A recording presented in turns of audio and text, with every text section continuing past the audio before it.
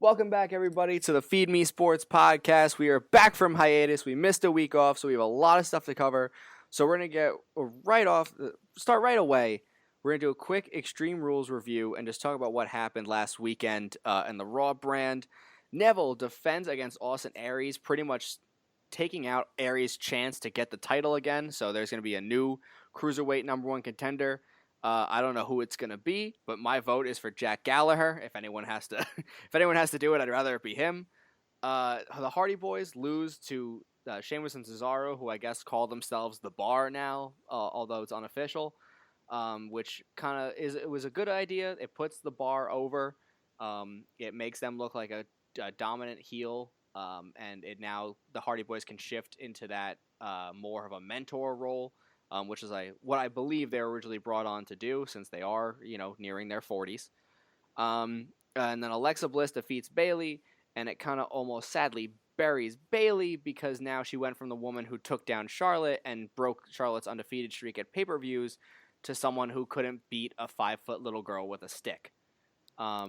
So that division is kind of being shaken up right now, and we'll have to see what direction they go in as that goes forward. But we'll get into that in weeks to come because we have time before the greatest pay-per-view name of all time, Great Balls of Fire, to talk about the Raw brand. Joining me today as we tackle the rest of today's topics is Alexander Birch. We are a two-man band again. Welcome back, Alex. It's good to have you because at least you show up. We have more appearances just ourselves than the Eagles do Super Bowls. And the more I think about that, that's really depressing. Yeah, don't think about it too much. You might cry. It's rained more in the last week than the Eagles have Super Bowls. Lewis has eaten healthier more than the Eagles have Super Bowls. It's awful. I went to Wendy's today and ordered a chicken club sandwich. I didn't get Baconator. Life is ending. Wow, you didn't have a quesadilla. I'm more thrown at the Wendy's fact that doesn't serve quesadillas. That's the problem. That's the biggest your concern. Your go-to for dinner is quesadilla. Only when I'm at DeSales University. Shout out to Chelsea, who made all my quesadillas through the years. Or at home with Phyllis. I make my own. I don't let Phyllis touch it. So we'll talk about the first thing, and I want to tackle one wrestling topic before we get into basketball and hockey, which is going to take up most of the show. Yep. Samoa Joe wins the Fatal 5-Way, which is probably the best match of Extreme Rules. I'll give it to him. Expertly done, had great spots. You had Roman Reigns spearing Joe and Finn to the barricade. You had Seth doing a 5-star frog splash through a table on Bray, where he looked like he really hurt his knee. It looked like he really screwed himself up, but kept going. Great spots. Finn Balor hits a coup de grace on Roman Reigns, middle of the ring. Looks like he's going to pin him. Joe comes from behind and locks in the coquina clutch. Makes Balor go limp and unconscious. He wins the match. Now there are two heels going into Great Balls of Fire. My question to you, Alex, is how does WWE make a heel versus heel match between a guy who never shows up and a guy who really hasn't had a character till about a week and a half ago work? Because there's no backbone to work. Yeah, I was surprised that they let Joe in because, we were talking not last week, but 2 weeks before, thinking that maybe Balor would be the guy to do it. All signs had pointed to Balor, with Heyman coming out on Raw 2 weeks ago and kind of saying that Balor, challenging Balor to face Lesnar. I guess the only way they make this work is that they make Brock face or they make Joe face. Somebody has to go face because, you and I were talking before we went live. Two heels in a main event match seems forced. So, it leads me to believe that somebody's going to have to do a quick face turn. And if anybody's going to do that, I would think it would have to be Brock. But I don't exactly know how they would do that. It's a conundrum to me. I don't really see this working from a promo standpoint. From a match standpoint, it's exciting because, on paper, Joe's really the only guy out of those four that kind of goes toe-to-toe with him body-wise and physique-wise. But promo-wise, I think this is just going to be a little confusing to me. Yeah, here's my 2 cents from it. Joe is a great wrestler. I'm not going to hold anything against him. Please don't come kill me in my sleep. But not the greatest guy in the mic. And we know for a Yeah, fact Lesnar, God forbid, well, never put on the mic. he doesn't speak, Heyman speaks. Right. So here's my thing. You had Raw last week. Samoa Joe comes out and chokes out Paul Heyman in the middle of the ring. Which, kind of making as him much as the I love heel. Heyman, that was hilarious. Right. I love watching Paul Heyman get hurt. But, that puts Joe as the heel. But Brock Lesnar is the kind of the guy you played football with at pickup games in grade school. Like, he's ultimate QB. He never changes teams. Brock is ultimate heel. He never changes. So you could do whatever. I mean, Brock Lesnar could come down from the ramp and just start handing out free ice cream to the kids in the stands. But he's still a heel. I would still boo Brock Lesnar because he beat The Undertaker. Like, he's still a heel. Ever since and he shows up twice streak, a year. Right. Ever since he broke the streak, he shows up twice a year. You can't be a face that shows up once in a blue moon unless you're The Rock. The Rock might be the only guy who can walk into any building and be a face immediately. I mean, when Batista came back, he was heel because there was someone else they wanted. When it's weird Brock because, Lesnar comes back, he's a heel because there's someone else that we want. Yeah, was it last year or 2 years ago when they redid his contract? I believe last year. Yeah. I remember that coming out, and apparently there was a clause in the contract that said he was going to make more than, just 2 pay-per-views a year. He's doing Great worth Balls of of Fire, man. Like, that's hey, it's better than SummerSlam and just WrestleMania. Right. So yeah, I mean, this is just kind of weird because the promo style of it, and we've all said that we love promos. I just think it's pretty much going to be Paul Heyman speaking, and then Samoa Joe comes out with like a couple words, and then okay, that's it. And that doesn't really do it for me because, like, okay, I've accepted, and I accepted a long time ago, Brock Lesnar's never going to cut a promo. It's going to be Heyman, and Heyman does it fabulously. But the way that I've enjoyed it, and at least enjoyed those who go up against Brock, is they've always chosen somebody who can battle Heyman on the mic. And Joe can't really do that. So I think that's going to be something to monitor because obviously these two are not going to fight in the ring until Great Balls of Fire itself. It's going to be one of those, Lesnar comes out and then Joe responds. There might be a few ambushes, it's just going to be, but there's going to be no match. No, nothing until Great Balls of Fire. So that's the thing I definitely am going to keep my eye on is Joe's promo game all of a sudden going to go up through the roof? Or is it just going to be Paul Heyman coming out every Monday night up until Great Balls of Fire talking, which, hey, I don't mind, but just kind of lessens the match for him. His promo quality in NXT was amazing. I'll say that. When he went up against Finn Balor for the NXT Championship, fantastic promos. Yeah, but ever since he's come up to Raw, it's just kind of been a little stagnant for me. I think Joe does his best work when he's top dog and he's talking down to someone who shouldn't beat him but does. Yeah. When Balor was the Totally underdog agree. and he was this undersized hero, that's where they did their best work. As soon as he went up against Nakamura, you saw him kind of falter because it was like, you can't beat me, I'm bigger than you. And then Nakamura would like tower over him. So, it's going to be difficult. And with 2 huge guys getting in the ring, I'm hoping this is the moment that Joe shows that more athletic side of himself that was in TNA and was in the indie scene. I'm still waiting for that guy who put on 5-star matches with CM Punk and ROH. Because right now I'm kind of getting... Well, now I'm getting the TNA version of Samoa Joe, which isn't terrible, but isn't the best version.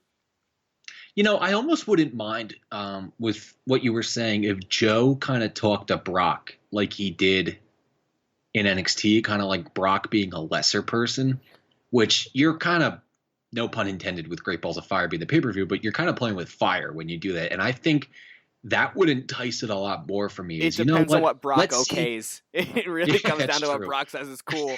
Because at the end of the day, Joe will be here the next day after Great Balls of Fire. Brock won't. Yeah. He won't be back till, August? Until late August. Yeah. Third Sunday in August when SummerSlam rolls around. But I think if for me at least, if Joe came out and kind of talked to Brock like, dude, you only show up twice a year. Like, you don't belong here. This is my show. Like, okay, yeah, now I'm really behind this because you know what? Now he's poking the beast. And when you poke the beast, I mean, that's when you're going to get a damn good match. So, yeah, an idea for you. It just depends on what Brock okays, because Brock's okayed matches where, like, versus him versus Triple H, where it was amazing. And then he's okayed matches, or he's not okayed matches like him versus Dean Ambrose at WrestleMania, where I thought I was going into it seeing the greatest match of my entire life. and walked out wanting to kill myself. Yeah, So it all comes down to Brock's shoulders at this point on what is going to be okay, because it should be Samoa Joe and Brock Lesnar beating the snot out of each other. But what does Brock lay down for? yeah, that's true. Yep.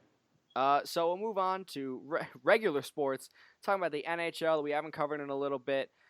Predators and Pens started out. Pens are at home. They get the first 2 games. We go to Nashville. Nashville takes the next 2 games.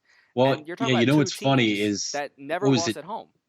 Yeah, well, it was funny. Was what 2 or 3 shows ago? I think we all kind of sat here. It was you, me, and Mike, and we sat here and we kind of wrote in the Senators coming out of the East, and then it was like they we were didn't up get 2-0, and then they lost 4 straight games. we didn't get a chance to kind of touch on that, but I did want to say that's kind of why you don't want to count out Pittsburgh, and we did, and here they are. Well, here's my thing going into Game 5. I believe, it's Game 5. Game 5 tonight. Yep. We're tied 2-2. We're in Pittsburgh, so that gives Pittsburgh a slight advantage. But here's what I wanted to bring up, because the way the Penguins have been playing in the first 2 games has not translated to the last 2 games. Because you went 5-3 in the first game, where it was really 3-3 for the longest time. And in the last 2 minutes, Nashville went for the empty net and that game pissed lost me the off. gamble. But in reality, that game was much closer than the scoreline says. Yeah. The second game, they won 4-1, so that was a clean win. I'll give it to Pittsburgh in that one. Picarini played like crap that game. You come back and you go to Nashville. Nashville beats you 4-1 and then 5-1. 5-1, then 4-1. Yeah, they beat you. They score 9 goals and you score 2 in 2 games. Picarini plays on his head, is spinning. He could have done heel kicks. He might have been doing better wrestling moves than Roman Reigns, and he was blocking pucks at the same time. So, I mean, this guy is playing on his head. The Nashville found their defense. They found their offense. The home fans got behind him. They felt inspired. They threw catfish. Which is weird, but, for all intents and purposes, do it if it wins. Here's my thing. Nick Bonino is not playing in Game 5. He is out of the lineup. Now, he's not the greatest Penguin on the team, but it's not like you're getting rid of their top player, but you're getting rid of a guy who contributes a lot, being that centerman for the Malkin line, and now you're breaking up other lines to fill those holes. So that's a big thing. Malkin doesn't have the guy who gets him his assists. He doesn't get as many chances on goal, and when Penguins have been lacking production, that's a problem. Nashville's playing great defense. The Penguins got to find other guys to step up and score goals. Unless they win, I'll say it now, and this is my prediction. Unless the Penguins win at home tonight, I don't think it goes past Game 6. I think Nashville wins at home with that kind of momentum going into their own home ice. I think this is the night, if any, Nashville has to break them in their own house. Because, the first 2 games at Pittsburgh, it's tough. You don't really, all you have is a scouting report. They don't play each other very often. I think they play each other twice all year. They don't really, it's kind of 2 throwaway games. This is the real deal. You had 2 games to look at them in their house. You beat them twice in your house. This is the time to carry that momentum into Pittsburgh, beat them, come home, have whatever country star you want sing the national anthem, and take the cup home to Nashville. Yeah, I actually just saw it too. Colin Wilson of the Predators is likely to make his cup debut tonight for the Preds, which would be a big boost. He's a big veteran winger. I definitely agree with you. I think Nashville has the momentum going into Game 5. Like, everybody wants to say that Pittsburgh has it going home and they play in one of the most raucous buildings. I get that. I totally get that. It's very hard to win in Pittsburgh.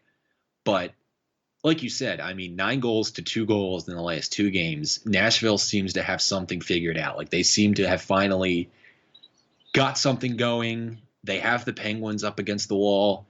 I agree. I think if you beat the Pens tonight, I don't think that there's any way in hell it gets past Game 6 because, like you said, think about it. Nashville would come home in Game 6 and have a chance to win the Cup for the first time ever at home. There's no way that gets past that. And yeah, look, like you said, Nick Bonino isn't, Jonathan Taves or Steven Stamkos, but, when you take somebody out of that Malkin line, which is a very, very productive line, it's going to hurt them. And I just think, man, with the Predators, the last two games, they finally look like the Predators that have reached this point. I think they're going to take it tonight, and this has nothing to do with me being completely anti-Pittsburgh Penguin. This has everything to do with me kind of starting to really drink the Kool-Aid of Smashville. I mean, they looked phenomenal in Game 4. They looked phenomenal in Game 3. Like I said, it's going to be tough. It's always tough to win in Pittsburgh, but I think they got the momentum coming into this. Well, here's my thing that I want to ask you. It's the last thing, that kind of goes into this Game 5. There's this discussion, in Nashville, if Picarini doesn't play well, there's no other goalie. There's not another option. Yeah, you're kind of you're living and dying by Picarini. Yep. Which, if he was the goalie to live and die from, I'm okay with it. Yeah. But he in Pittsburgh, you have Matt Murray and Marc-Andre Fleury, and we've been critical of both of them through this season. But Murray has never lost 2 back-to-back games before in the playoffs. He has done so in the past 2 games. He has a 2.01 goals allowed at home. He has a 4.01 goals allowed away. And you can say, well, yeah, he plays better at home, but those away games just happened. So, would it be better or worse to put in Fleury, who's had a chance to kind of just watch from the sidelines, and he hasn't taken the beating that Matt Murray has? Or is it better to keep Murray in because he's already seen them in 4 straight games? You're just hoping that he finds his form in the next game. I'm not one for all those superstitious facts like, this player plays well at home as opposed to the road. I know that a lot of players in all 4 major sports it applies to. I think if I'm Pittsburgh, I'm going to try and see what I've got with Murray in the first period. And if Nashville comes out and they get like 2 or 3 goals, then I'm putting Fleury in an emergency situation. I actually think that it's going to be one of those like 1-0 or 2-1 kind of games. I think it's going to go right down to the wire. But to answer your question, I think if I'm Pittsburgh, I want to see what Matt Murray's got. Let's go with the guy who's been in net. And if for whatever reason in the first, second, or third period something just starts to collapse suddenly, then I would make the change. Well, here's my thing, and I'm going to disagree with you just based on one fact. I would put Fleury in because he hasn't played yet, and But see, that's kind of like there's a level that would be concerning for me because right, you're coming into Game 5, which is a double-edged sword. You haven't seen their offense, but they also haven't seen you, which is surprising. In the 2 games that Nashville played against the Penguins this year, both games were against Matt Murray. So they literally have not seen Fleury this year. He faces 50 shots in Nashville, 8 goals go in. He faces 60 shots in Pittsburgh, 4 goals go in. It almost seemed the less he got beat up in Nashville, the harder it was for him. Yeah, I just think the only thing for me is you put in a guy who hasn't played in a Game 5, which I think most people would agree is a must win. I don't know. I'd rather go with a guy who at least has been in net for the last couple games. Yeah, he's seen a lot. He's got beaten up, but he does have the stats he does at home. I think I'd rather go with the hot hand first. And hot hand just being the guy who's had the most experience the last couple games and seeing what Nashville can do, seeing, how they work the puck, how they work their offense. I mean, I just think that it's a situation where you're putting in a guy who hasn't played and you're putting him into a game that is must win. I mean, that could unravel pretty quickly. And then I think in turn, if you pull Murray, that might mess with his psyche. So if Fleury lets in 2 or 3 goals right away and then you put Murray in, I mean, who's to say he's not just as fragile? Yeah, I mean, it's a risk. It's always going to be a risk. But in this sort of situation, I think if it's the regular season, you don't pull him. But if it's the Stanley Cup playoffs, you got to take risks to win games. And if this is the risk I'm willing to take, I got to take it because I don't want him taking, 20 shots in the first period, letting in 3 goals, and then me going, crap, now we got to fight back to at home to even try to make this thing even. Yeah, I mean, that I could see. It's, like you said, it's a double-edged sword. I mean, there's pros and cons to both sides. But lo and behold, I hope Nashville gets through this Game 5 and we can see them hoist the cup Game 6. Yeah, I want them to get there first, and then I want to get to draft season so I can Which, finally be happy again. And here's the thing for me is Peter Laviolette, a guy I really, really adore as a head coach. So he wins the cup with the Carolina Hurricanes in 2006, gets to the cup with the Flyers in 2010. Now, obviously, we lost to the Blackhawks in 6. Now has a chance to win with the Predators. Like, what the fuck, man? Like, why can't I just get something nice? It's always when players he and had coaches... a chance to do it for you guys. Well, yeah. I mean, look, that Blackhawks team was really good, and yeah, no, it is what it is. I mean, the Kane... Flyers were rotating goalies like nobody's business in that series, but it's like players and coaches always leave Philly and then they win. And I'm just looking at it like, you know what? I love Laviolette. I'm all behind you, Smashville, but we couldn't have won 2 extra games in that cup in 2010. Come on. It's much easier to say that now, but if you think about it, back at the time, you could either hired him or Tortorella. So thank God you took. Yeah, that's true. Because if you look at Vancouver now, they wish they hired Laviolette. Yeah, well, they also have an aging roster that's like, which they could have fixed years ago. The only thing they're using so focused on trying to win. Yeah, the only thing they're using right now is the handicap parking spots with the aged players that they have. But yeah, I mean, they're a team that needs to blow it up bad. They're probably the only team that's worse off than the Devils right now, and I take that to my grave that we're not the worst, we're third worst. Hey, there you go. Suck it, Colorado. So we'll move on to basketball. It is game 4 of the Warriors Cavs tonight in a tomorrow. In a shocking turn of events, the Warriors have 3-0'd the Cavs. I guess this is where I get like my CM Punk pipe bomb of sorts. It was gonna be. I truly said once you know who wins game 1, you pretty much have the winner. This. I don't think any of this series makes sense to me. I thought about before we went on. I thought about how I was going to attack this topic because I knew it was going to be prevalent. Game 1, I'll give to the Warriors. I'm pretty sure that I said on the show I was going to give game 1 to the Warriors anyway because they're at home. They played got scary in that game too. They were freaking good. Now, my logic in game 2 said Cleveland, and that's because more often than not, if you punch LeBron James in the face, he's going to stand up and he's going to come back and start swinging. Yeah, he's going to come back even harder. Game 2 is played much more closely, but then, the second half comes around and then it's Steph and Clay just chucking the ball up from God knows where and it's going in. And you're just, if you're the Cavs, shot through the parking lot and it went through the ceiling of the building. I'm pretty sure that they shot outside San Francisco and the ball just wound up in the net. I mean, and if you're the Cavs, it's almost a situation where you're like, how do we guard this? You physically just can't guard this. They're so good coming off the screens. They're so fast coming off the screens. They work the ball, and it's like, okay, well, I'm going to lock down Steph. Oh, there's Klay Thompson. I'm going to lock down Klay Thompson. Oh, there's Kevin Durant. That's the thing. There's Draymond Green. Like we just talked about with the hockey series, Pens go home. They win at home. Nashville regroups and goes, okay, we're down 2-0. If we lose this game, it's really bad. And you know what? And we're going to turn around and we're going to win this game. And they did. Cleveland goes home to the land that they have to defend the entire time. Right, but they had a lead going into the fourth quarter. They had a lead. Like they walked in there and they were like, "Oh yeah, no, we're defending the land. We're defending the land." And then they let the Warriors go on an 11-0 run. Like you said, you can't defend all the shots the Warriors put up, and that's fine. That's understandable. It's hard. Yeah, they're gods. I'm watching the game and it's almost like you really cannot defend Steph Curry and Klay Thompson. You have to hope pray that it missed.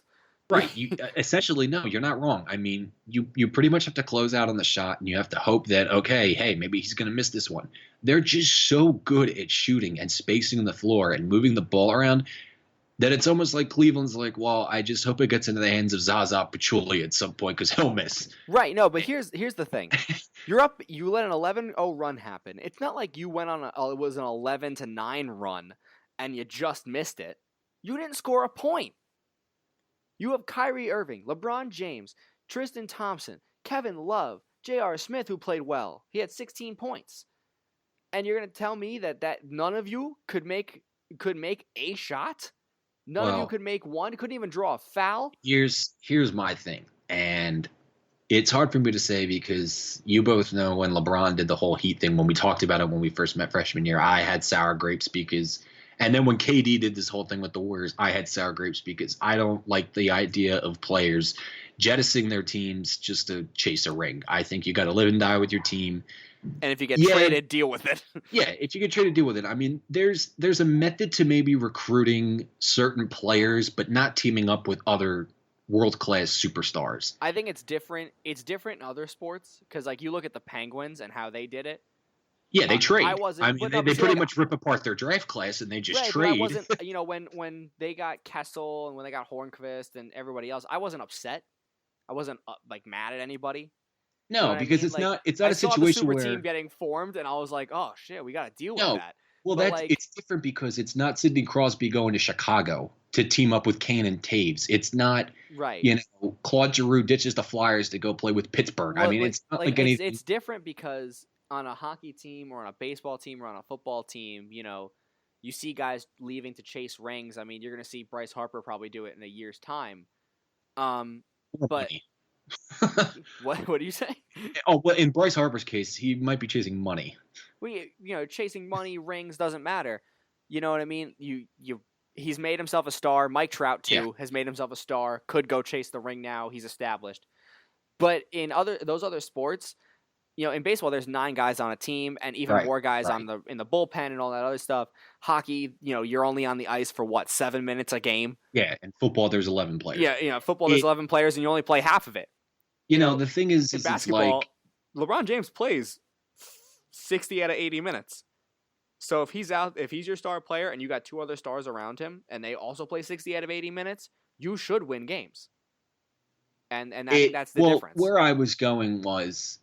With the whole thing is my question to you then would be, this is his 7th straight finals appearance, and he's also played in 7 straight. Yeah, he's 7 straight, but it's his 8th overall. He's also played 2 Olympics. 9th overall. Yeah, he's also played in 2 Olympic games in the last 8 years. Yes. Now, I'm not where I was going with. Now I remember where I was going with it. You both know that at one time I kind of had a lot of disdain for LeBron because he was just annoying, but now I'm kind of like now my opinion of him is kind of softened because more or less I kind of understood the whole Miami thing, even though still it's like, well, you still chased a ring. But is it fair? Look, I think we all can agree that LeBron James is going to be a Hall of Famer. He's a legend. Do you think it's fair to kind of question if he's fatigued? Well, because and the reason why I bring up, he's got the Olympic Games. He's played, I'm trying to do the math off the top of my head, 90 plus games the last 7 years and 2 Olympic Games. I mean, this guy, he's going to be 33. That's a lot of games on his body. Here's my thing. And I don't think it's the Olympics or the seasons or whatever it is. You know what I mean? Michael Jordan did the same. You know what I mean? And Michael Jordan never came out and said, God, I wish I had more Scottie Pippins to throw the ball to. There was never that conversation. Michael Jordan just played basketball. The difference between Michael Jordan and LeBron James is Michael Jordan did Space Jam, and it was funny as all hell.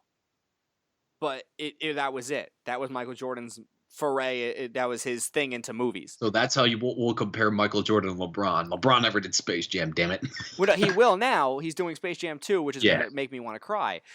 But LeBron, he's on TV. He's making movie appearances. He does cameos. LeBron is trying to be the guy. He's trying to be like almost The Rock and John Cena of professional basketball.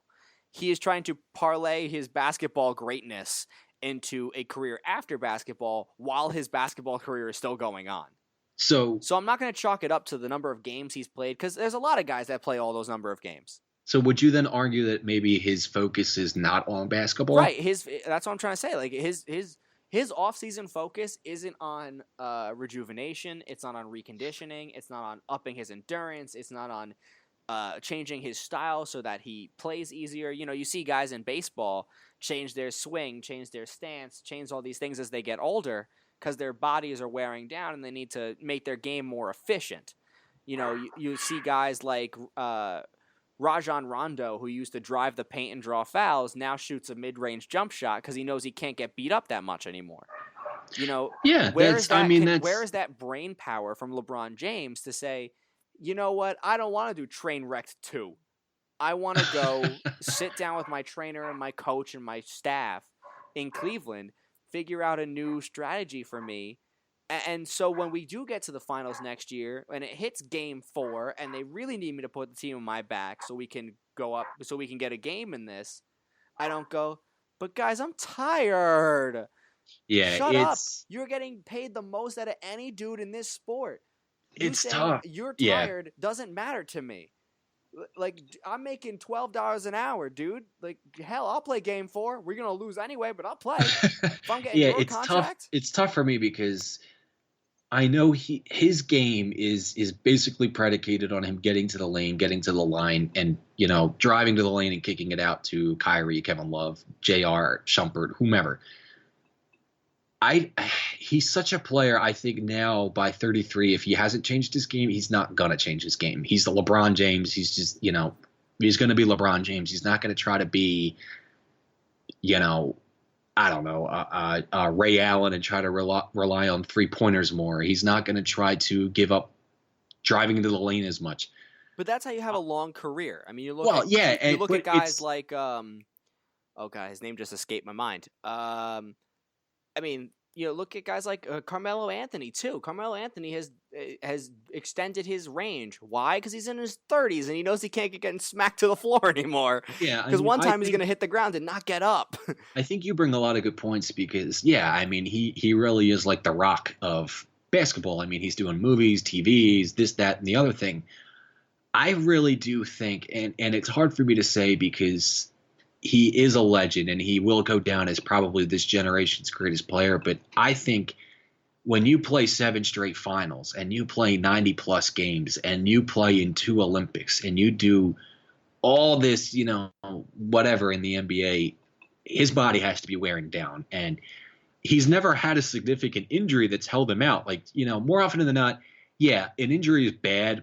But remember, you're also not playing, so your body's not getting pounded as much. So when he's turning 33 and he's done as much as he's done and he's played as much as he's played, I really think, and it's hard for me to say because he's such a good player and you never want to question somebody being tired, but it just is. I mean, you're human. You're going to be 33. You've been playing since you were 18. I really think the problem is this Golden State team is just so young and fast and quick. And Cleveland just isn't. I mean, that's the biggest problem. Well, here, I'll bring this up, to kind of, we're comparing LeBron to other guys who have gone through the same kind of career metamorphosis. Kobe Bryant was someone that he was compared to a lot when he was growing up. And you know what's funny? I just thought the other day, we never got to see Kobe and LeBron in the finals. Ever. We never got to see that. But Kobe Bryant is a guy who played in a lot of finals, did a lot of full seasons, played in a lot of Olympic games, did his fair share. And keep going. Keep reeling off Kobe's stats. No, but you saw Kobe at a certain point in his career. Sadly, the Lakers were already kind of out of it at that point, but he changed.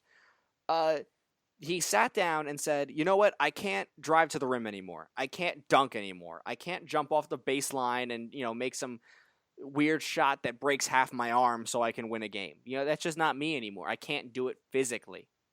So then he sat down and he worked on his mid-range game. He stopped doing crazy fadeaways and started making more high percentage shots. He started shooting the 3 a little bit more and trying to work that into his game. You saw him try to make a change so he could stay in the league as long as possible. It almost seems to me like LeBron is waiting for that doctor's note that says, yeah, you can't play anymore. And he goes, oh, man, sorry, Cleveland, I got to go. And then makes millions in movies. Yeah, I mean, when you want to compare Kobe, I mean, Kobe's game, I hate comparing. Bigger than him, both Michael Jordan and Kobe. We do it because it's a good talking point, and I know we've done it when you, me, and Lois have talked sports over the years. But there's just certain players I hate comparing, and this is one of them because I really do think that they're 2 completely different players. Well, Kobe's a better shooter. Kobe's a better shooter than LeBron ever will be. It's not like that. It's not. Don't think about it as in playing style. Think of it as mental career longevity. You know what I mean? Well, Kobe Bryant went to the offseason and used it as an offseason. he also towards the end kind of started to take a back seat, and the younger guys started coming up, and that's kind of when the Lakers were going downhill. But remember too, I mean, when he started getting older, his body just broke down. I mean, he started to have injury after injury, and then it was like, you know what, he's not the same Kobe Bryant anymore. And he had to realize, I mean, I'm 36, 37, 38 years old. My knee's busted, my Achilles busted, this is busted, I gotta hang it up, Right, but it because wasn't. I don't want my memory to be Kobe Bryant. And then it was like, oh God, remember the last 5 years of Kobe when he only averaged like 11 points a game? Right, but there was that joke that said, remember when Kobe used to dunk? And it was like, well, yeah, he used to, but he can't anymore, and that's understandable. Yeah, he Why doesn't Vince changed. Carter jump from the 3-point line to make a dunk He's anymore? 40 years old. Because he's 40 and he just Yeah. can't. And I feel like it's almost like Richard Jefferson should pull LeBron aside and be like, listen, man, like, you got to stop with this crap. Well, the reason why I was kind of comparing the overall game with Kobe and LeBron is LeBron, I think he's a decent shooter. And when you want to compare him and Kobe, Kobe was an all around better shooter than LeBron is. I mean, Kobe could hit the three. Kobe's mid range game was far none. And he had that vintage fadeaway on the low block. And I think if LeBron tried to implement more of that Kobe fadeaway and more of a mid-range game, and maybe even tried to work in the offseason more on a three range, then maybe I think, yeah, then I don't think he'd be as tired, because I mean, look, you have Kyrie run up with the ball, throw it to LeBron pulls up a three, bang, it's in. I mean, whereas it's Kyrie comes up, gives it to LeBron, or LeBron even takes it up, drives the lane, gets knocked to the ground, and then it's, oh God, he landed on his back, he landed on his arm. Right. And does that for 94, 95, 96 games out of the year. Right. And I think it's just time, listen, you're 32 going on 33. It is every athlete, when they start hitting those 30s, have to start looking at themselves and going, how do I change my game to make sure I don't die in the field or die in the court? And this brings up a question. I was actually hoping Lewis was going to be on too, but that's okay. I'll ask you. Rumors came out I think they came out late last night or early this morning, whenever, but they started to pick up steam. I was watching Sports Nation earlier. We're doing this again. Apparently some rumors have surfaced that I shouldn't say if Cleveland, let me rephrase that. When Cleveland gets swept by Golden State. When, doesn't matter. It's over. I'm sorry. When that happens, there have been now rumors of LeBron 2.0 looking at the Clippers, the Lakers, the Celtics. Does that completely, in your opinion, ruin his image altogether if he does that whole jettisoning again to find another I'll say super it this team? way. I was a fan of his when he first got drafted by Cleveland.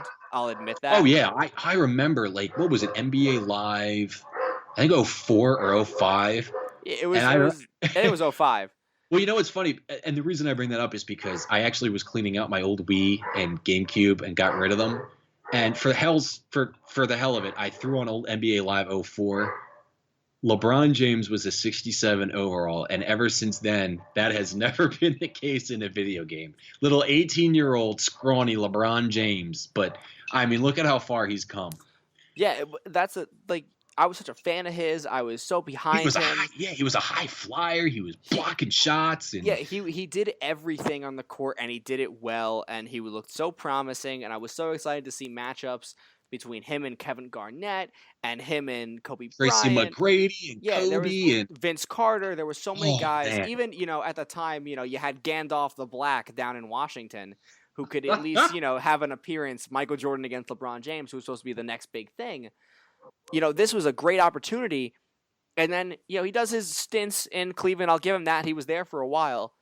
Leaves to go to Miami, and I lost all respect for him. Because I'm such a guy. I come from such a baseball, hockey, soccer, kind of world where you're loyal to your team and your franchise. You know what I mean? Yeah. You try to improve your franchise, whether that's, if your team doesn't offer you a contract, you obviously, have to go to free agency. But you take the best offer. You don't just chase a team and call up your boy and say, hey, Dwayne, want to team up? Like, that's not a thing you do. I lost all respect for him. So if he does it again, to go back to Cleveland and say, I'm back and I'm never leaving, and then to go to Boston or wherever, it hurts me just as much as when The Rock said, I'm back and I'm never leaving again. And Yeah, then and then day did after it again. WrestleMania, I never saw him You again. know, that's one of the things we never really look at when we compare LeBron with all these greats. Like everybody wants to bring up stats and rings, and that's all well and good because it is instrumental to an argument. But, one of the things, like you said, I mean, how often do players, my biggest sport is football, how often do NFL athletes walk out of a contract situation to go sign with, More now, but like yeah, when we were more now, kids, when we were you do kids, almost see, never.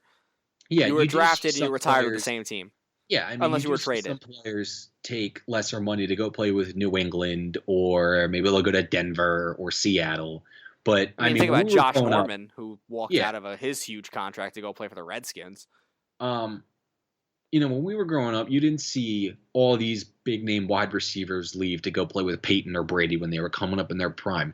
One of the things, and I love basketball. I've always loved the NBA. If you want to really compare LeBron, I mean, yeah, times are different, and we can get into this more if you want, but go back to the 70s, 80s, and 90s, man. When Michael Jordan got beat, did Michael Jordan say, hey, you know what? Screw this. I'm going to LA. Well, no, I'm like, did this. Michael Jordan I'm gonna say, go. I'm like, gonna go play with he was like, Magic. man, you know what? I didn't win. I didn't win in Chicago this year. We didn't make it. Yo, in Utah, they got a pretty good set, and they could use a shooting Yeah. guard. Well, Like, that's the thing is, no. it's like when the Lakers beat them, it wasn't like, you know what, yo, they got Magic and Kareem. Peace out, Chicago. I'm gonna go play with one of the best big men in the league and the best point guard in the league, and they need a shooting guard. So, no, man, they and Larry Bird, all the times that the Celtics got beat and won, or all the times that the Bulls got beat and then turned around and won, or the Lakers, none of those guys ever, I think, had a seed of a thought of even saying, you know what, I'm going to go to LA, I'm going to go to Boston, I'm going to go to Detroit or Chicago. They prided themselves on going up against each other, and you know what? If they didn't make it, then they gave it their all, and I think that's one of the things that really kind of kills the Warriors for me. And the other day somebody was saying, well, how can you really blame the Warriors? They drafted Steph, they drafted Clay, they drafted Draymond. And, the more I thought about it, it's like, well, yeah, they did. I don't really blame the Warriors as much anymore. I can't really hate the Warriors because, hey, if Kevin Durant was going to come to the Sixers, it'd be like, we'd be fools not to take him. So, I mean, yeah, if three superstars are on one team and Kevin Durant says, I want to come play with you, are you really going to tell him no? Well, no, Like, are but you really going to does say you? KD make that move to go to the Warriors if LeBron doesn't do it at Miami? You know what I mean? That was like the kind of the first time in the modern generation that we saw someone literally say, I have been winning over here, but I can guarantee a win over here. I think LeBron, And then went and beat up his own old team. yeah, I think, well, that's a good point because I think it would have been tougher because there's really no other polarizing figure in the NBA quite like LeBron right now. And, for as much hate as he got, he sucked it up and, he went and won, 2 rings with the Heat and then, went back to Cleveland. So KD doing it, yeah, it opened up a lot of criticism, but at the same time, a lot of people were trying to defend it like, well, look, Golden State drafted Steph, Clay, and Draymond, and here they are with the opportunity to sign Kevin Durant. So are you really going to blame them? I mean, no, I don't really blame the Warriors. I blame Kevin Durant because, yeah, I mean, Russell Westbrook was kind of a hog in a way. He played a much different style a couple of years ago than he does now, but you still were on a very competitive team. You were on a team that got beat in the Western Conference Finals by the Warriors, and then you chose to go to the Warriors the year after. No, it's like a, for it's me, a difference. It's a difference between saying, you know what, I can't win here. The coaching staff isn't for me. oh yeah, whatever those scenarios is. That's a different than being like, yeah, they look good. Like that's it. That's if the Thunder had been like a 20-win team and they had turmoil, then I can understand. Maybe you want to get out of there and you want to get on a better team. But you're telling me that maybe you were one or two more 3-point shooters away from maybe really making it a contest with the Warriors. I mean, if you brought in Oladipo and KD was still there, I'm giving you a chance. Yeah, I'll give you a chance. You know what? Maybe then you could Oladipo's not a bad trade. shooter.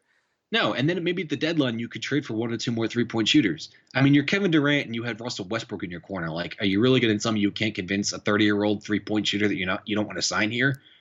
Yeah, no, I mean, it's that's the thing for me is it's like when you compare LeBron to MJ and Magic Johnson, Oscar Robertson, Tim Duncan, whoever the hell you want to compare him to, whatever. they played for None of one or those two guys, yeah, teams ever, none of those guys ever, unless besides they're Ray lying. Allen, who bounced all over the place. Yeah, unless they're lying to us. I don't think they ever had a dream of wanting to team up with those guys. They wanted to go toe to toe with them. And you know what? If they lost, yo, much respect to you. You were the bigger man. You were the better man in this. Fine, life goes on. I'll see you next year. Like to me, I think that's more rewarding than you get beat the round before the finals and you say, you know what, screw this. I'm gonna go team up with the three best players in the game. I Yeah, mean, no, it's that I think that's the thing for me that just kind of like kills it. and it's what bores me about basketball because if you want to buy a jersey for somebody, you better be ready to buy a new one in a year and a half Yeah, because and they're either gone or you brought somebody else in. the sad thing is too is it's like I just kind of put to rest my disdain for LeBron, and I'm telling you right now, if he leaves for LA, one of the two LAs, the Clippers or the Lakers, and or leaves for Chicago or whoever, I can't even anymore. I mean, Well, I mean, I'll as say white right girl as that now, sounds, I if he can't. goes to Boston, there will be a green jersey in my mailbox. It'll be an Isaiah Thomas, but the reason why I'll get one is because LeBron James is here. Yeah, it's. I But think for me, it would just be like, are you kidding me, man? Like, all right, the first time you did this, it was bad enough, but the second time, come on, dude. Like, can't you just end your career in Cleveland? I mean, you at least got a ring with them. and it's not just who drafted you; that's his home. Like, that's literally Yeah, his hometown. If I was a hockey player and I got drafted by, I don't know, Calgary, right? I spend 12 seasons in Calgary, and I say, you know what? I'm 33. It's hockey. It's a rough sport. I'm thinking about hanging it up soon. I would go to Jersey and play like the last 2 seasons of my career because that's where I grew up. yeah, Like that's why I don't blame Zach Parise for going back to Minnesota. That's where his dad played. That's where he grew up. Like I don't blame him.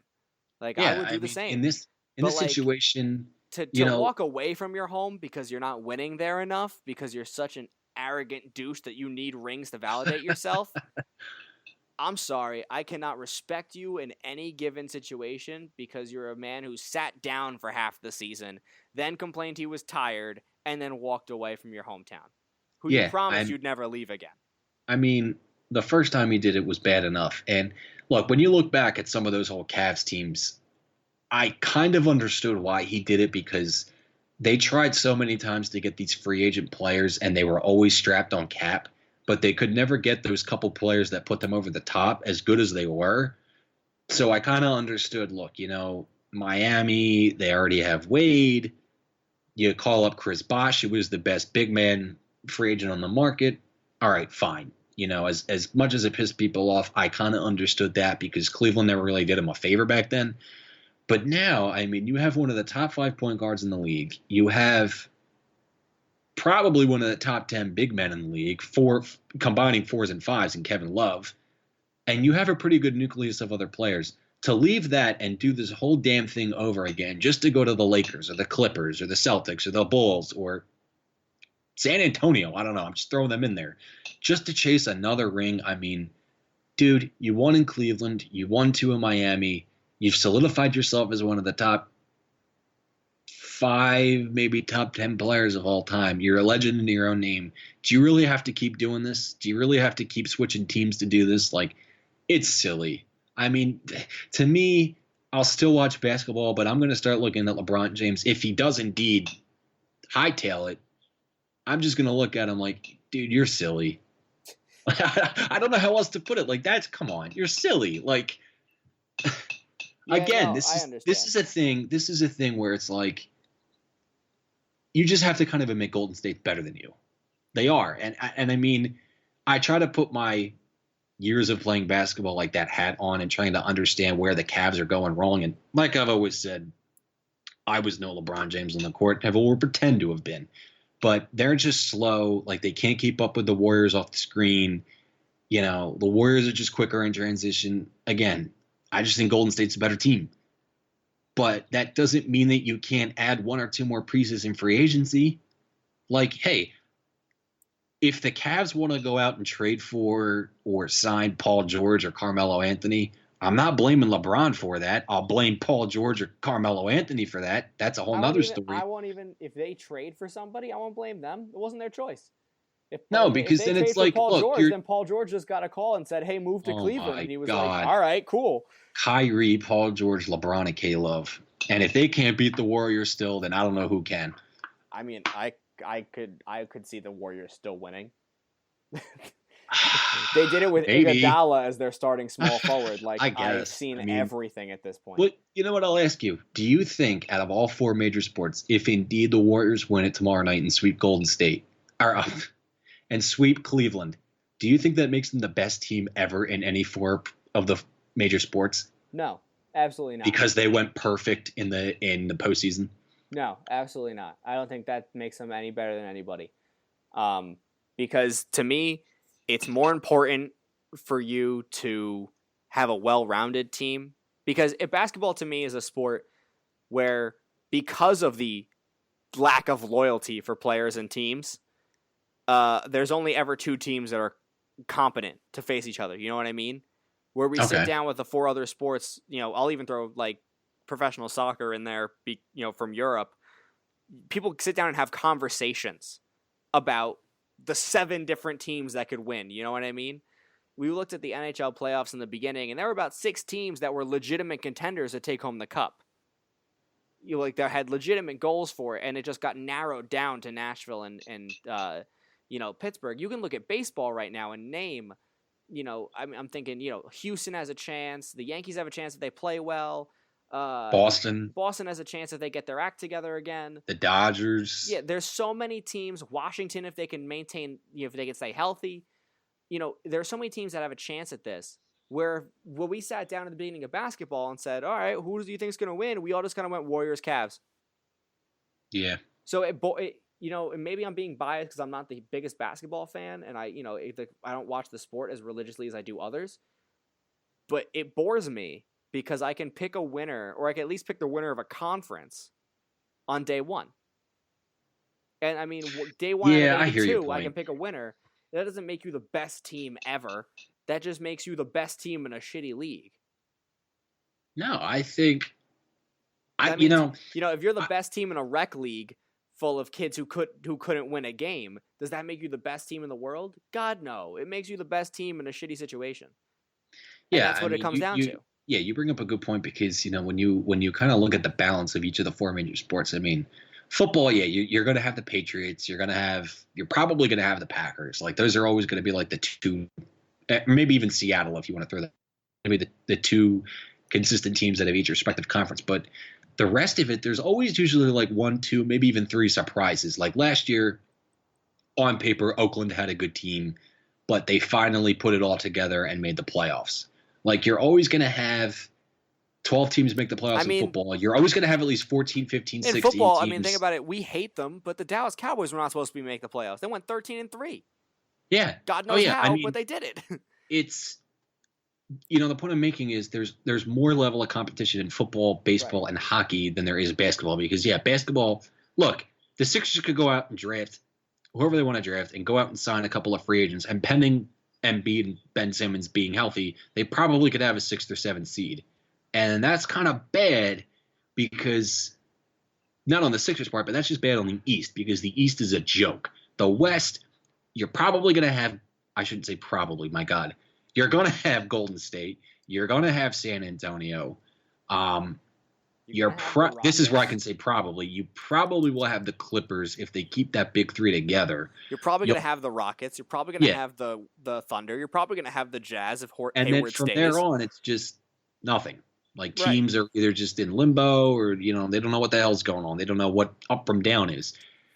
I do. Because as soon as a player gets good, they look at who's playing well, and instead of trying to improve their own situation, they go join that team.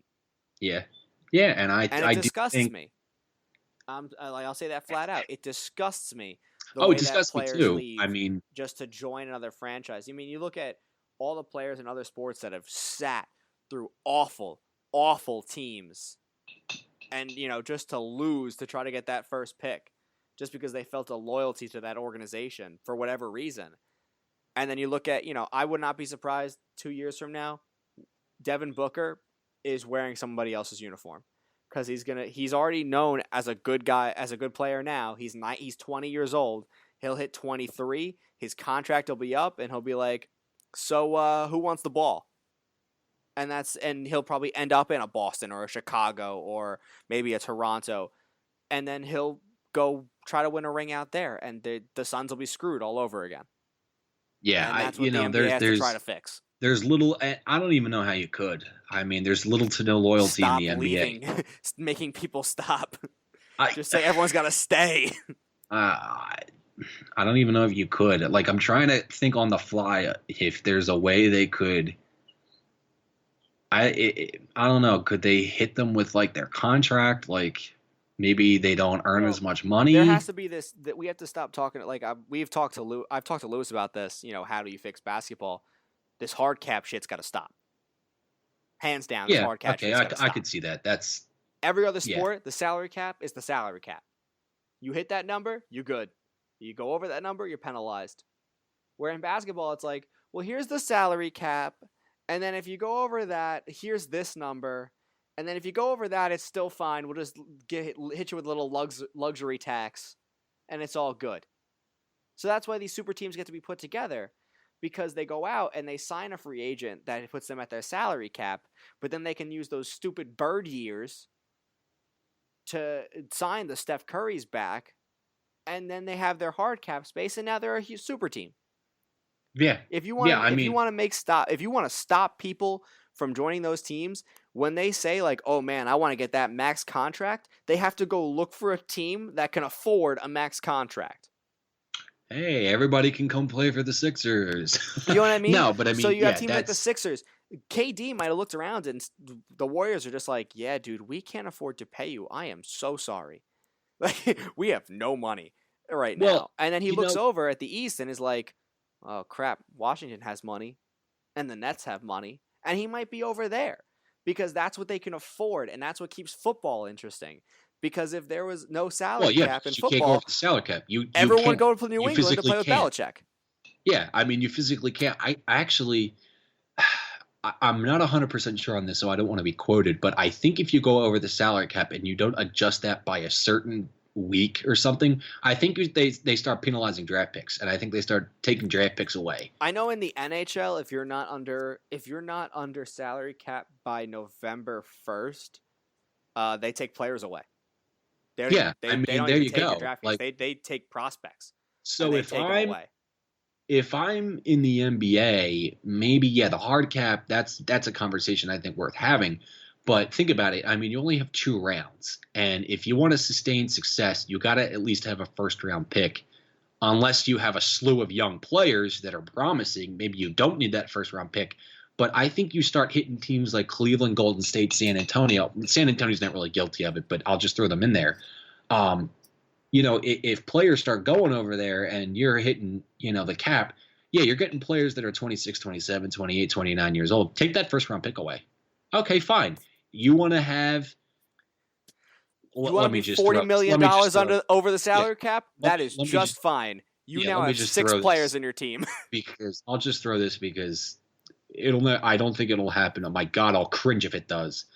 LeBron goes to Golden State, and for whatever reason they put Draymond at the 5. For whatever reason they want to do it. Because they can. Screw it. Yeah, why not? No one's gonna miss.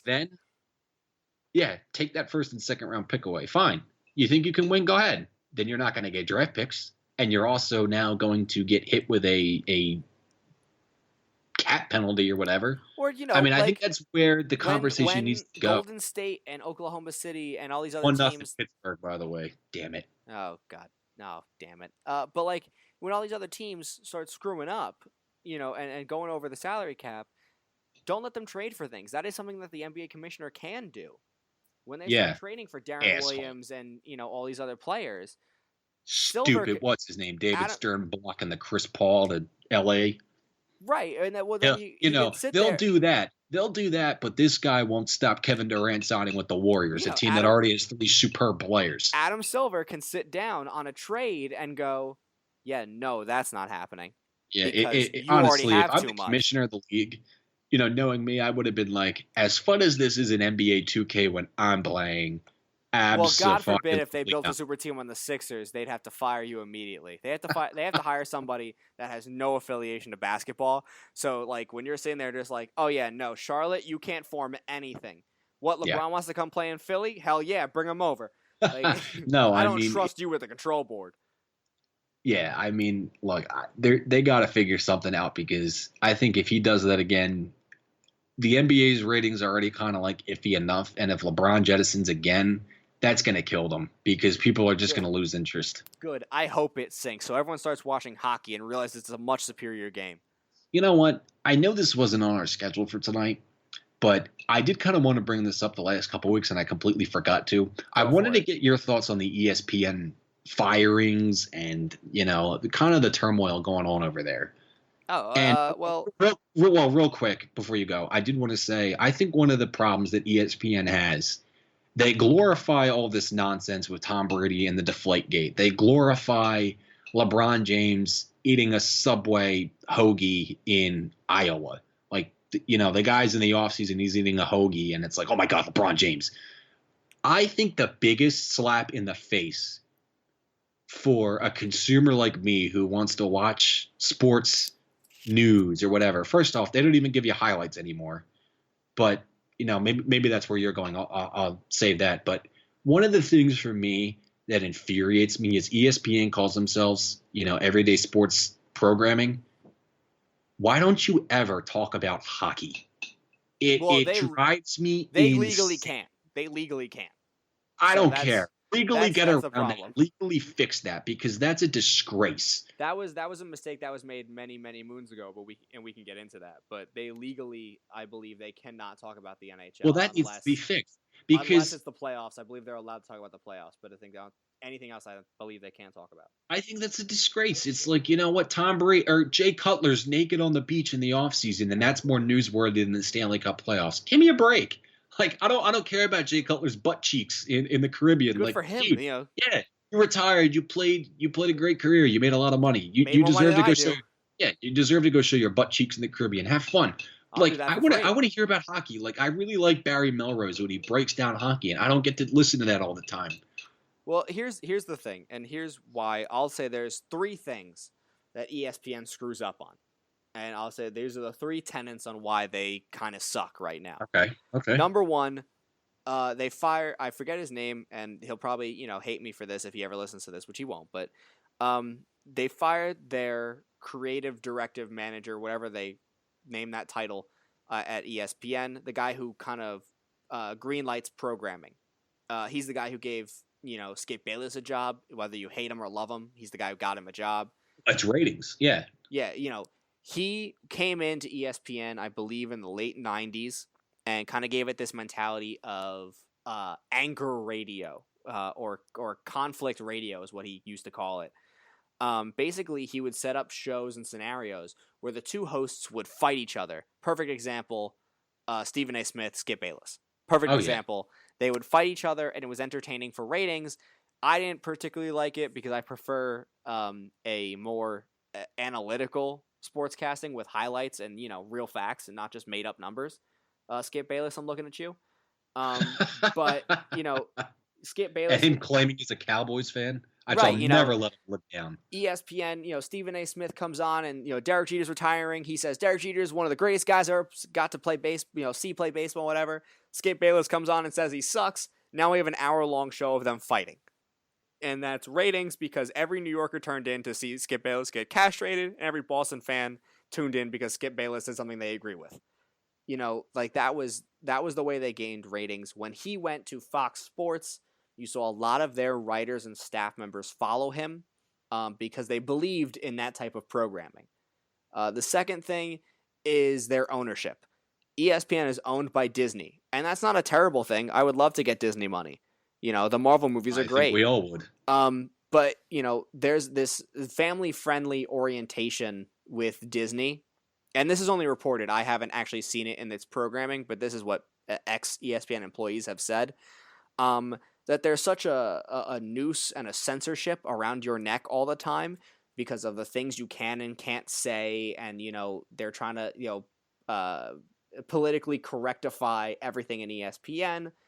They were hesitant to show the Adam Jones stuff. They were hesitant to criticize things because they don't want to be, they don't want to be edgy. They don't want to be, out there in the public eye to be criticized because it is a family-friendly environment that Disney is trying to create in their media enterprises. And sports isn't always family-friendly. It's just not. So they need to fix that, and they need to decide whether they're going to be for little kids, whether they're going to be ESPN for little kids or ESPN for adults who like sports. They have to figure that out if they ever want to hire anybody who's credible and worth their time, or just hire me and I'll do my best. And then the last thing I would say is going along with the hockey thing. There are more sports than you realize, ESPN. And that's the biggest thing that I'll say. Your programming and your ownership aside, there are more sports than than the ones you care about. And I'll say hockey, you lost a legal battle with hockey in the 90s. You said that we didn't want to show hockey anymore. So private channels like MSG and Comcast and NBC and NBC Sports got all the rights to hockey and basically locked you out.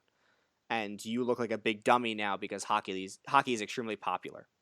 But you miss out on, people in the United States, which is your main demographic, like watching and like hearing about English football games or English soccer games. I'll say the Americanized term. Some people want to hear about that. Some people want to hear about the Spanish soccer games.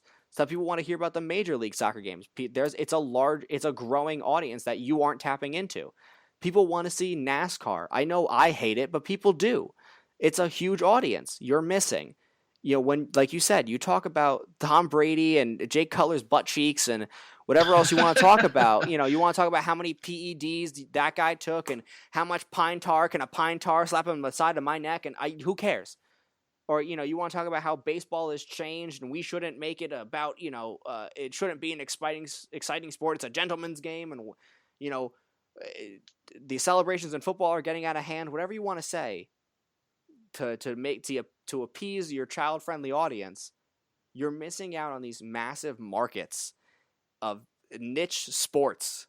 I think the best thing they did so far recently is they tapped into wrestling and made it seem more legitimate. These huge markets that have been isolated for so long that you aren't tapping into because you're afraid to take a risk. And right now you're getting castorized by people like us on the internet who do a better sports show than you, and guys like Fox Sports who do everything you wish you could be. And you're missing out on the chance to make so much money on a thing that no one's covering yet. And that's, I think, the best way for you to get back on top. Start covering shit that no one cares about and make people care about it. Well, yeah, I could not agree more with everything that you laid out. And, for me, I don't. I usually get my sports news. I don't know about anybody else. I usually get my sports news actually off of the just standard Google app I have on my phone, because I know that turning on ESPN is just going to be a load of bullshit. It's just going to be the same thing as it is every day. I think the biggest thing, and I'll even take unfortunately, it's kind of tied in, but you got to take the politics out of it and being politically correct. Look, I know one of the things that really, really pissed a lot of people off with ESPN was they covered the Kaepernick kneeling thing a lot. And, I remember a lot of people were like, well, we're not tuning into NFL Live to hear about Kaepernick taking a knee. We're tuning into NFL Live because we want to hear a breakdown of the Eagles playing the Giants, or, is Dak Prescott healthy enough to play? Whatever the situation may be. Right, but my caveat with that one is, and I'll let you get back to it, but after this, you can talk about it once, and you can just tackle the idea once when he first did it, but it doesn't need to be said every week. You know what I mean? I agree. It's a huge deal because it's a matter. It was a matter of morality versus legality. You know what I mean? Yeah, Because no, legally he was in the right, but morally is where it's questionable. And that's a discussion to have on one day when he first started doing it. But you're right. The conversation went on for months, and I missed out on so much real right. football because I had to And hear about what he was doing.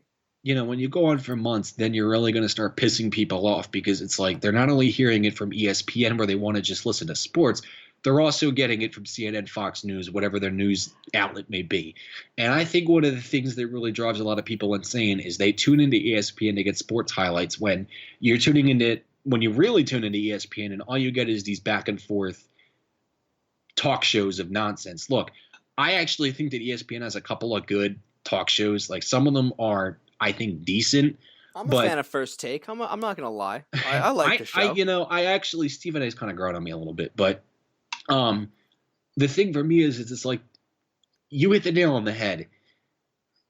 They're so worried about talking about the Patriots, and they're so worried about talking about Tiger Woods and his DUI. I mean, if that's the best you can do for golf, and I'm going to tell you first, I can't name another golfer because they don't talk about it. Is swing at the driving range, and even that's pretty pathetic. I can play a great game of mini golf. How far does that get me? I might get you tickets for like the candy at the end or whatever. That's the best prize I ever got from any sport. But it's like you said. There's a lot of people that are actually really big golf fans, and there's a lot of people that are big NASCAR fans. And, WWE is actually slowly starting to grow exponentially, which I know is kind of paradoxical, but it's starting to grow more and more, and it's starting to get appreciated more like it was back in the 90s, early 2000s. Soccer, yeah, as much as it just kind of like goes over my head and I don't really care about it, it's one of the biggest, if not the biggest global sport there is. They just do such a piss poor job in covering all of the sports. Instead, they want to focus on Tiger Woods getting arrested, and it's like, okay, you talked about it once, fine, it made the news. Okay, yeah, that's something you can talk about for one show. But when you talk about it, when did he get arrested? Like a week or two ago? Yeah. When you go to it in December, it's like, oh my God, are you serious? We're still talking about this? Is there nothing else to talk about? Like, I understand, like with the NFL right now, if you tune There's very limited stuff. Yeah, if you turn on ESPN, you listen to any of their NFL talk, all they're pretty much saying is like OTA stuff and, leading up to training camp. I get that. There's not much to talk about with football. I'll be the first to tell you. Yeah, but, I'll let you off the hook for these weeks because honestly, yeah, I'm bored. It makes sense. I mean, but, you still you could talk a little bit more baseball. You could show more baseball highlights. You could talk about hockey. You could actually talk a little bit more about wrestling. I mean, I don't know what's going on with soccer, but I'm sure there's stuff you could talk about. I mean, we're in the middle. Not to toot my own horn because I love the sport and, I replace basketball with soccer. But, they're in the middle of the U.S. Open tournament, which is like the U.S.'s version of who's the best team in the United States and Canada. So like that's a big thing. That's pretty legit. It's a real tournament. You can cover it, and I mean that's something that they're just passing up on because, well, that guy doesn't watch soccer, so who cares? But, yeah, the last thing for me that kind of drove me completely over the edge was, if you look at their firings, like one of the things is, okay, everybody's been bitching that, and rightfully so, that ESPN hasn't done a good enough job covering certain sports.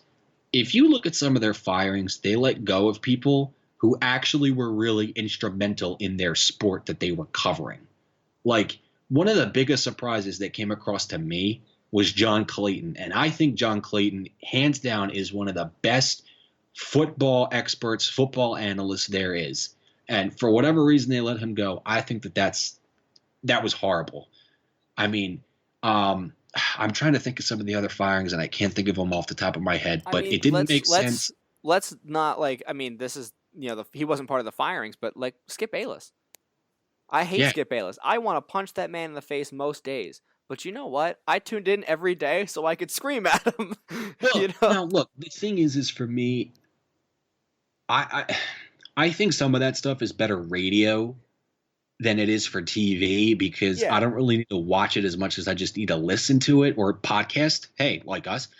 But, one of the things that I could at least appreciate was that Skip and Stephen A., I don't know if they ever agreed with each other behind the scenes maybe they just played devil's advocate on air because it did get some damn good ratings.